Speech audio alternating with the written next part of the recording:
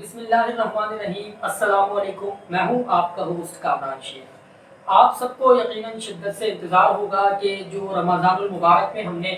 قرآن اندازی کے ذریعے موبائل آپ کو دینے کے لیے ایک اسکیم شروع کی تھی، اور اس سلسلے میں آپ کو ایک ویڈیو میسج دیا تھا کہ اس ویڈیو کو کمنٹ کریں، شیئر کریں، اور پھر قرآن اندازی کے ذریعے آپ کو موبائل فونز دیے جائیں گے۔ بہت سارے دوستوں نے فون کر کے یہ بھی کہا کہ کیا آپ موبائل فون دینا بھول گئے؟ تو ایسا ہرگز نہیں ہے۔ بالکل ہم نے جو ہے وہ قرآن اندازی کرنی تھی اور کمپیوٹرائز طریقے سے قرآن اندازی کرنی تھی، لیکن ایک تو کورونا وائرس کی وجہ سے ویسے ہی صورتحال خراب تھی، لیکن جو کراچی میں الوداع کے موقع پر، جمعۃ الوداع 28 رمضان المبارک کے موقع پر جو ایک حادثہ ہوا، طیارہ حادثہ، اس کی وجہ سے میں خود بھی بہت زیادہ بزی ہو گیا، اور ہم نے اس جو ہے ویڈیو کو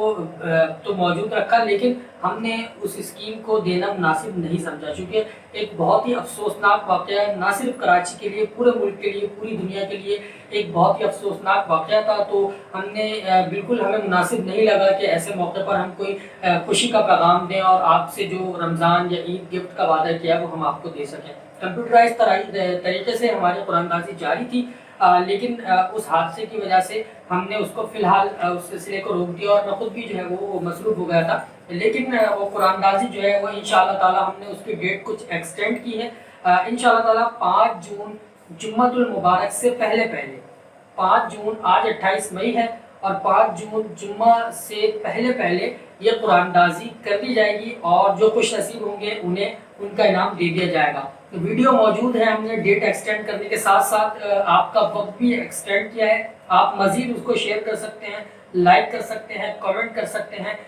اور اس ویڈیو کو ظاہر ہے اس کی جو ہم نے کیٹیگری سلیکٹ کی ہے وہ قرآن اندازی کا طریقہ کار بھی کمپیوٹرائز ہے، اور کمپیوٹرائز طریقے سے جو بھی اس میں جو ہے وہ موبائل فون کا حقدار ہوگا اس تک یہ موبائل فون جو کہ ہمیں عبدال کمیونیکیشن نے اسپانسر کیے ہیں وہ اس تک ضرور پہنچیں گے۔ تاخیر کے لیے معذرت، لیکن کراچی کا افسوسناک سانحہ حادثہ اب تک جو ہے وہ دل سے نہیں نکل رہا۔ آخر میں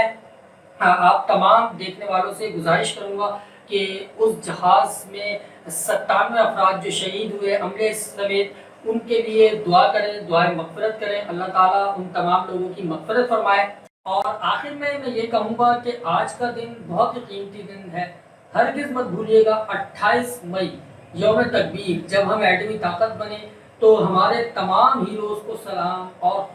بالخصوص افواج پاکستان اور ڈاکٹر عبدالقدیر خان کو میرا سلام۔ پاکستان کو ایٹمی طاقت بنانے والے مایہ ناز شخصیت اور فخر پاکستان، محسن پاکستان، سب سے پہلے پاکستان۔